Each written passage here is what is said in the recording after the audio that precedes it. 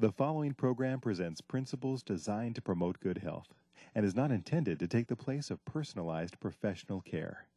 The opinions and ideas expressed are those of the speaker. Viewers are encouraged to draw their own conclusions about the information presented.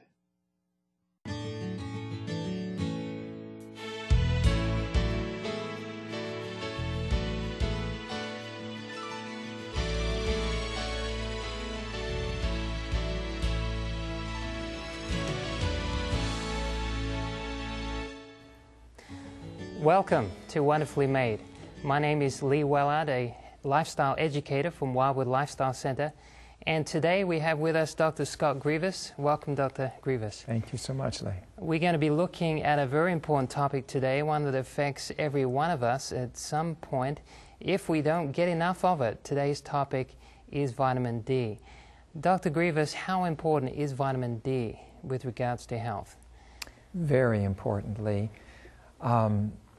Vitamin D, which, by the way, is not really a vitamin, That's right. It's a hormone, steroid-like hormone, is responsible for upregulating, the last count I got, over 200 genes in the body that regulate normal body metabolism. In fact, now we've found vitamin D receptors in almost every organ system and every cell. So for optimum health, we have to have sufficient quantities of vitamin D. Now, how common is vitamin D deficiency? Vitamin D deficiency is now considered to be pandemic worldwide, not just in certain countries, but in almost all countries. And it's interesting that even in those tropical countries where you would think there's plenty of sunlight, that most people are so clothing themselves that they are limiting how much sun they actually do get. And so even in some countries like the Saudi Arabia and these, at least half of the population still are vitamin D deficient. That's amazing. Yeah. And there's been a lot of discussion about how much vitamin D should we take. What do we see as safe guidelines? I know science is constantly changing, and we just want everyone to know that this isn't an exact science. There's still lots of things to be yet discovered when it comes to vitamin D and across the board with all kinds of nutrients. But just to get a safe idea, what do you see as an ideal serum level? What we're measuring now is 25-hydroxy vitamin D. That's the name of the vitamin D that we're measuring in the blood. And probably the best way to look at what is the best level is to look at serum levels in individuals who are getting adequate sun exposure. And in those countries where there's plenty of sunlight all through the year and people are outdoors a lot, their levels may run 50 to 70, nanograms per deciliter. The optimum is still being discussed, all right? Okay. But I think most recently the recommendations at least get that vitamin D level over 40. You know, on laboratory charts for reference ranges, it used to be 20 to 100, then 32 to 100, and now we are recognizing that bone mineral density actually increases up to levels of about 40. Now, how often should we, as individuals, go and get a vitamin D test at a clinic or a hospital? Well, if you get a vitamin D check and it is low, then you're going to need to follow up on that deficiency state. And normally, if it's low, we'll replace for about 2 months and then we'll recheck the level. Now, if you're in normal range to begin with, probably no more than a couple of times a year where it's available. And should we check it more as we go into the winter months? Are there specific times of the year that would be better to get a vitamin D check? Almost everybody, Lee, drops their vitamin D during the winter time. Right. So you know that it is going to drop, and that's where perhaps an intelligent supplementation program would be advisable. Okay. Now, let's just talk a minute about supplementation. There are different kinds of supplementation that we can take. What would you recommend as one of the better supplementations? Well, first of all, let me state what is the most commonly prescribed supplementation, and that's vitamin D3.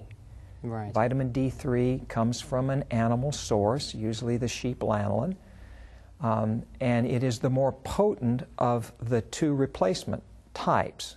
The other, vitamin D2, comes from the plants. It's ergocalciferol, but it's only about 1/3 as potent, 1/3 as effective in raising serum levels. So you have to take more. Right. But I, myself, I have the preference of wanting a plant-based supplement, and if my patients are open to that, I will prescribe vitamin D2. And in situations where people are profoundly depressed in their levels, they have a nice high-potency vitamin D2 that you can take by capsule just once a week, and it's easy for people to take rather than having to take it every day. Now, can one have a vitamin D deficiency and not even be aware they have it, they have no symptoms? Is that possible? It's possible, certainly. Is that common? Well, most of the people that we screen are vitamin D deficient. And so they come in with a variety of different medical problems, and they also turn up with vitamin D deficiency. And as we talked about a few minutes ago, vitamin D is so important in prevention of disease in so many areas that they may present with one disease that may be fueled by vitamin D deficiency. Right. Let's talk for a minute about the certain diseases and disorders that could arise from a vitamin D deficiency. If you'd like to share many of those conditions that we're seeing resulting from this. Sure. One of the big problems we have here in our aging population is osteoporosis. And we know that vitamin D, which is helpful in absorbing calcium, through the gastrointestinal tract, that it is necessary to be able to mineralize normally the bone structures. So if we lack vitamin D, we're going to have a progressive decline in the bone mineral density until we reach what is referred to as osteopenia, or a lessening of that mineralization, to frank osteoporosis, which is more severe forms of demineralization. Fracture risk increase in that setting. But vitamin D is also very helpful to prevent the musculoskeletal types of aches and discomforts that people have. You may have heard the term fibromyalgia. You know, people just hurt, they're sore in different areas.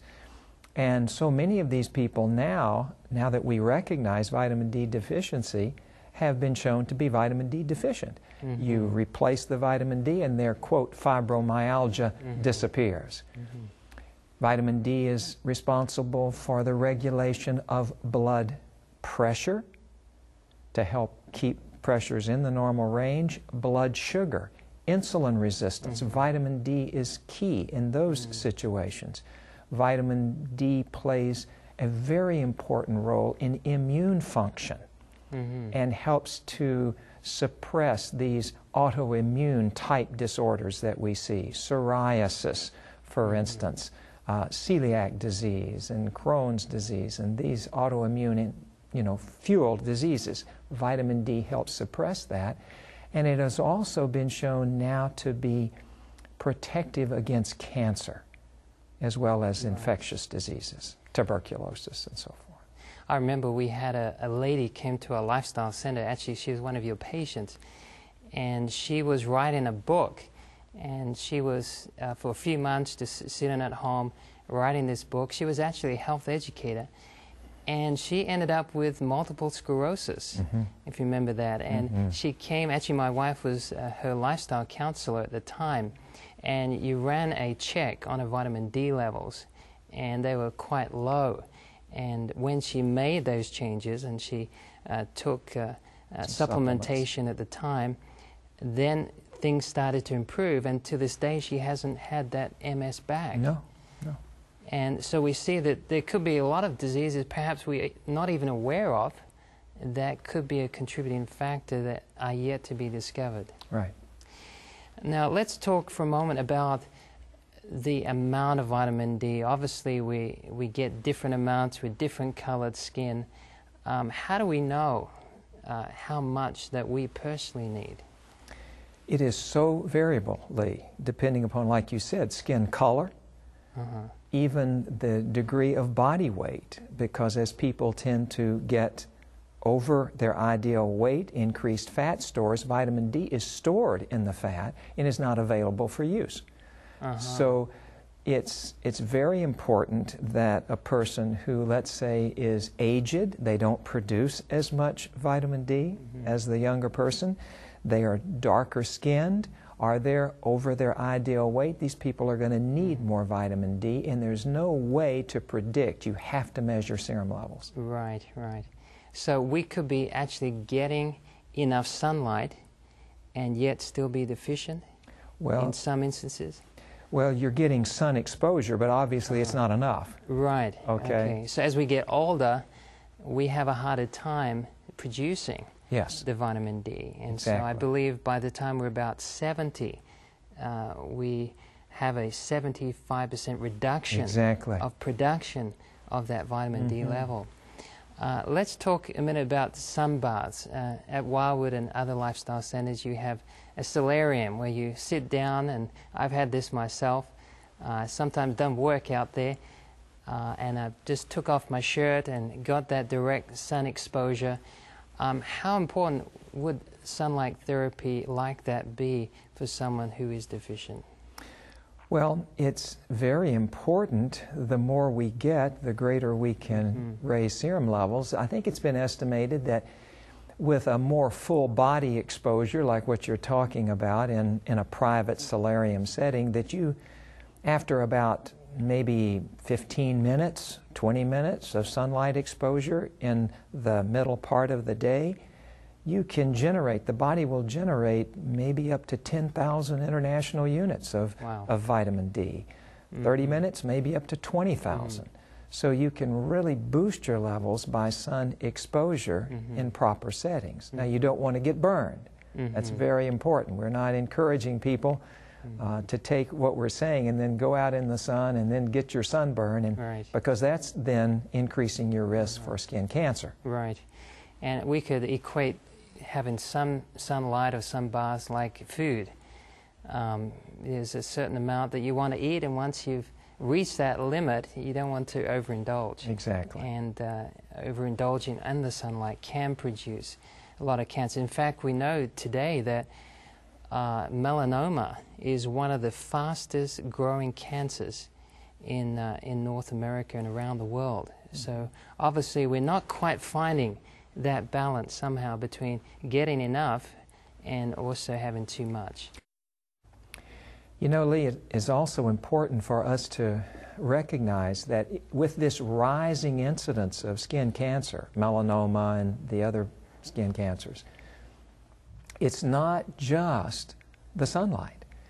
As people have adopted more and more animal fats into their diet, it is these animal fats that are deposited in the skin that, when radiated, are much more likely to produce the cancerous changes than someone on a plant-based diet. So we need to recognize that also. Sun doesn't need to get the bad press that it has over these years so that people are so afraid of it. Okay. Let's talk for a moment about sunblocks. I come from Australia. We love the sun, and we love to go to the beach. And I know we have the highest incidence of skin cancer in the world, but do these things really protect us, or are they just a way to be intemperate with getting that sunlight? No, I think the sunscreens, they're protective. They have a place. Sure. We wouldn't say we would never use them. Proper clothing, you know, for excessive exposure in the sun. But what I would recommend is that get at least that amount that you're going to need, 20 to 30 minutes a day, of direct sun exposure to as much of the body as you can. Then you can use your cover. Okay. So when you're out longer periods, then you're protected. Now, what would be one of the best times of the day to get your sunlight? In the northern hemisphere, between, let's say, 10 in the morning and 2 to 3 in the afternoon. That's when the sun is more directly, overhead, and you're getting those rays that will give us the best radiation exposure. Okay. Now, there's probably a lot of people watching that live up there north, like Michigan, Canada, maybe even Antarctica, who are saying, well, that's all right for you, but, the sun doesn't get that high too often for us. What can we do to help with vitamin D deficiency? If the person is tested and they're deficient, then I would recommend some form of supplementation so that we can get those levels up to at least optimum for health. Okay. Now, are there any medications that can interfere with vitamin D metabolism? Yes, we recognize that. A number of agents, the steroids, for instance, can interfere. Birth control pills, medications that we use sometimes to control seizure disorders or to treat tuberculosis. I mean, there are a lot of different agents that are out there that can play a role. Now, sometimes I deal with patients who say to me, I can't tolerate the sun too much. It has an effect on me. They have autoimmune conditions. Would we discourage them to get out in the sun, or would we use a more temperate approach? Well, I would encourage them to begin trying to get some sun exposure. You have to work with individuals with their own fear factor. Right. And if they're afraid, we certainly don't want to push them out to where they become distressed and stressed over that. We might use the supplementation route, but I try to encourage people to understand the principle that God made the sun, that it is good. It's a natural remedy. It's a natural remedy. It's not something to fear, but like anything that's good, it can be taken to extremes. Right. And that's when we get into trouble. Exactly. So the message we want you to remember is one of temperance, moderation in that which is good, and abstinence from that which is harmful.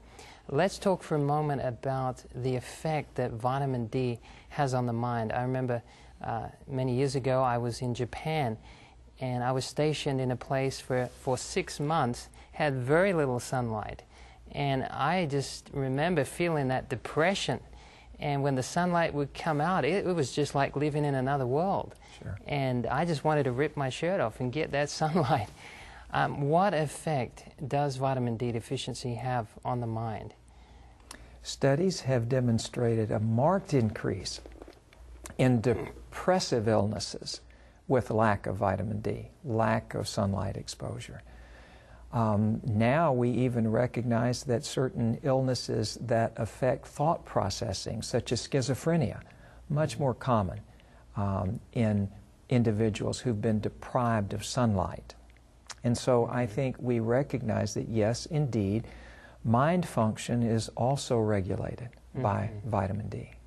And let's talk about the immune system, vitamin D's role in that, in protecting the body against things like arthritis. And I remember years ago, it wasn't that long ago, where people who had tuberculosis, their treatment was open air and sunlight. And we seem to have forgotten this blessing that God has given us. The immune system needs the sun and vitamin D. It, as we had mentioned, upregulates genes for the production, even cellularly, of certain types of, we call them cytokines or cell chemicals, that are helpful in combating infectious diseases such as tuberculosis. And so the history of our old TB sanitariums, where we used to put people out in the sun to recover, that had a lot of scientific, physiologic basis, because indeed that helps the immune system fight against infectious diseases. Those cells that are sent into the area of infection can function best when they have ample amounts of vitamin D. And you know, we now recognize too that the body itself produces antibiotic, antiviral-like substances that are inherent in the organism when it is exposed to vitamin D. So some are even now suggesting that with colds and with other infections to take added doses of vitamin D. Do you think we're at a point in Earth's history where it necessitates use of supplementation? Can we get away from that? We just have to have a perfect environment and live a temperate lifestyle? Well, I wouldn't want to press everyone into the supplementation route. I would tell people to try to get as much sun as is possible. Especially during the summer months, I think supplementation is much less needed. But if you are doing all that you can and your vitamin D levels are still low, don't be foolish. It's not a sin to take a supplement if you need it in order to get the levels up to optimum levels. Let's talk about that, about the low side of things. When do you, as a physician, start to get very concerned about someone's vitamin D levels? Well, I've seen patients come in and their vitamin D level is less than 4. Wow. Okay. That's and they're usually hurting. They have many medical problems. And so I will try to get that level up fairly quickly, and I will use a high potency replacement, 50,000 international units of vitamin D once a week. I'll check them 2 months later. If it's still low, I'll continue for another 8 weeks. But the more common scenario is someone will come in and their vitamin D levels are in the low 20s. Okay? They may be feeling pretty well, but we're checking their vitamin D levels and they're low. And so for that person, I will be more moderate and temperate with my replacement. I'll encourage them to get more sunlight, but I may use a small amount of supplementation, maybe 2,000 to 3,000 international units of D2 a day to gradually build that level up. And that would correspond with what is currently being recommended of 800 to 1,000 international units of vitamin D3 daily. Right. Okay. So what you're saying is we have to moderate the amount according to the deficiency and perhaps even the person themselves, the age level, and what conditions we're working with. Yes. So there's no exact amount, really, is there? No. We have to look at each individual case. Let's talk about vitamin D and its role when it comes to even the digestive system. I believe it has an effect upon absorption of calcium. Yes. Certainly. Are there any symptoms that may occur in that area? Well, as a result of lack of calcium? Well, certainly. You know, that's when we get into the problem with bone pain and increased fracture risk. And the lower the levels of vitamin D, you can even get into a syndrome called osteomalacia, which is a syndrome, a condition where people actually, they just have a lot of bone pain. Rickets is the childhood kind of presentation for extreme osteomalacia involving the long bones or the cartilages here in the chest. So yes, there can be very significant problems with low levels. Now, from your studies, do you find that the first world has the majority of the problems with vitamin D deficiency? The more native people who are out more, do they have less of a problem? Less of a problem. Yeah, because the more sun exposure that they're getting, and they're working outside, and they also have the other balancing things of being outdoors in the fresh air. They're exercising. These are God's answers to disease. In other words, to be outdoors. So we get in a triple blessing, really, when we get that sunlight. We usually outside, get in the fresh air, we get in the exercise, walking, And it's just enhancing every body function, really. That's what you're saying, is vitamin D is helping every cell of the body, it's helping all the tissues, it's helping the organs, and most importantly, it's helping the mind to be able to function more coherently. And we are, I believe, as God originally intended us to be, we're outside in touch with God's nature. And we can commune better with Him as we are in that environment, so our minds are drawn to the Creator. And so there are many, many benefits, spiritually, physically, mentally, from the outdoor life. Now, is there any danger in getting too much vitamin D from a supplementation? Is that any concerns? There is a theoretical concern in all of the exposures I've had to vitamin D supplementation in patients. I've rarely seen that, and that is only in individuals who have been very intemperate. Studies have shown that you can take up to 10,000 international units of vitamin D daily for months and never have any adverse consequences from that. You'll never get too much from sun exposure because the body regulates that. You cannot get an overdose of vitamin D from sun. But yes, we just tell people, you know, follow up with your vitamin D. You know, we don't need to run it to that high extreme either, because there can be problems, kidney stones, metastatic calcification throughout the body. But that's rare. It's not a common problem. So we don't want to scare people away from taking needed supplements because of this very uncommon problem of excess. Now, can people get enough vitamin D in their foods? It's very difficult, because even in the fortified food, you're only talking about maybe 100 units here or there. And it just doesn't give enough adequacy for the serum levels to raise. So that's something that some people are using instead of supplementation. So we'd be more encouraging getting sunlight, and on top of that, where need be, a healthy amount through supplementation sources. Well, if they're taking it in fortified foods, they're still supplementing.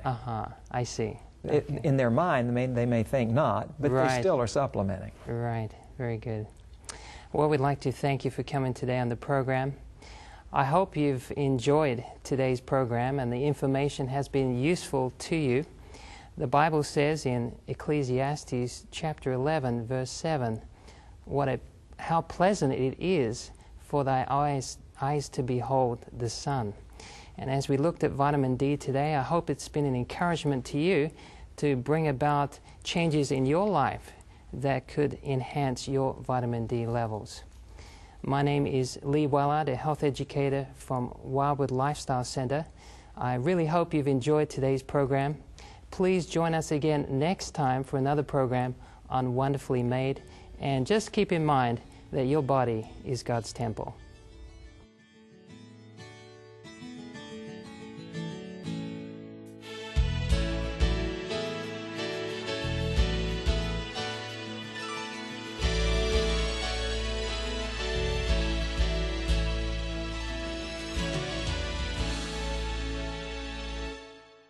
The following